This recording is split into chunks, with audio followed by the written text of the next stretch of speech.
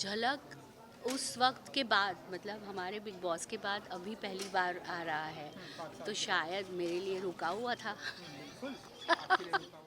अब जैसे कि मैं फर्स्ट, मेरा जो परफॉर्मेंस है वो माधुरी जी के गाने में ही पे ही है, घाघरा घाघरा मेरा घाघरा।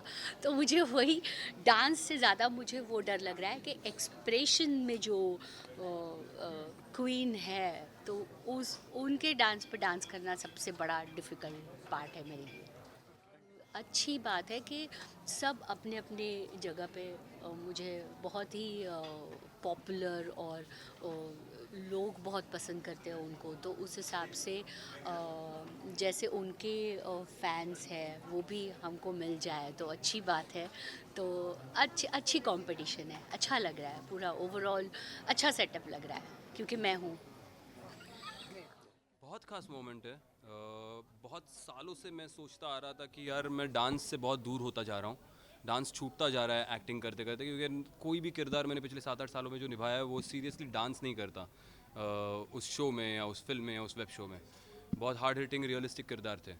ड्रीम सीक्वेंस में एक हाथ कर लिया तो मैं ना प्रोफेशनल स्पेस ऑफ डांसिंग में वापस जाना चाहता था, क्योंकि 15 साल पहले मैं किया करता था डांस प्रोफेशनली।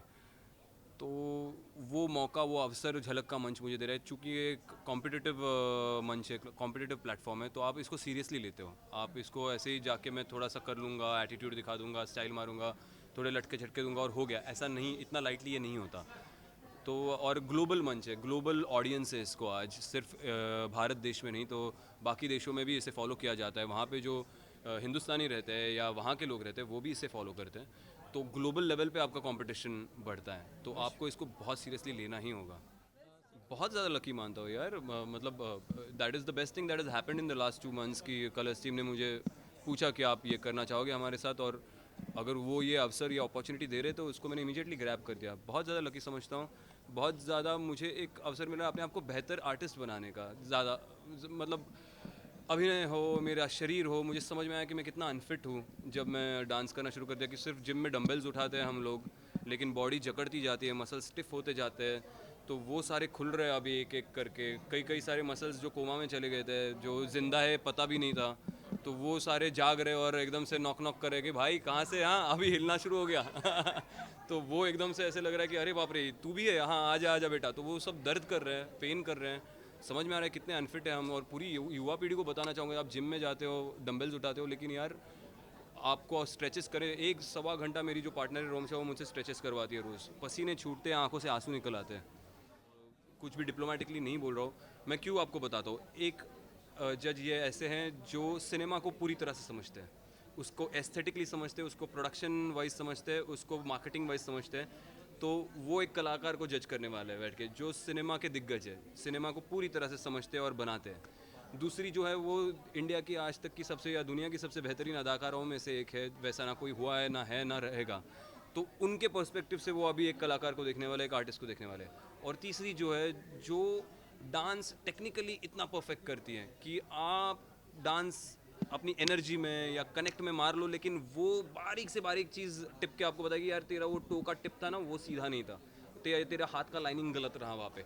तो वो उस बारीकी से आपके टेक्निकल एस्पेक्ट को देखेगी। तो ये तीनों का जो कल्मिनेशन है, तो एक कलाकार के बतौर अगर आप वहाँ पे एज अ पार्टिसिपेंट जा रहे हो तो आपको तीनों पर्सपेक्टिव से आपको इनपुट्स मिले। सोचो एक कलाकार के लिए कितनी अच्छी चीज़ है ये, कि आपको तीनों पर्सपेक्टिव से आप जज किए जाने वाले हो। तो ये जो इनपुट्स उनसे मिलेंगे सिर्फ झलक दिखला जा के लिए नहीं है, आगे चल के भी एज एन एक्टर बहुत काम आएंगे मेरे ज़िंदगी में। यस, एक नई जर्नी है और नई शुरुआत अरे लाइट होने तो जा बंद कर रही है। रहे हैं सो यार। All I want is of course your blessings mobile mobile. And your good wishes.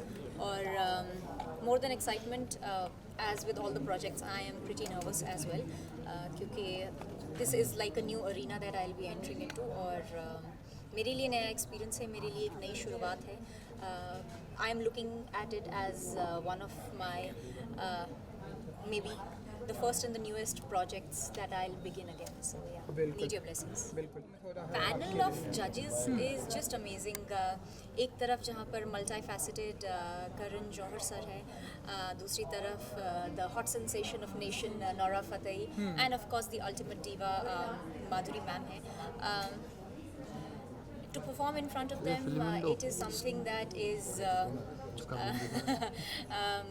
Exciting, nervousness काफ़ी रहती भी है since I have started rehearsing for and imagining के परफॉर्मेंस होगी तो कैसा लगेगा, कितना अच्छा कर पाऊँगी, कितना, so there is a lot of questions that are still popping in my head but it's gonna be वो बोलते हैं ना ज़रा भी एहसास नहीं था कि बाहर की दुनिया में क्या हो रहा है. I was so focused in what I was doing at that point in time. Here also I am pretty focused in what I will be doing. और कहते हैं जनता जनार्दन है, they are going to decide who will be the lucky one to hold the trophy for Jhalak Dikhla Ja season 10 जो almost 5 सालों के बाद आ रहा है. So it's one of the most precious things that's going to happen for, I think, for entire the entire set of 12 contestants who are participating in this season.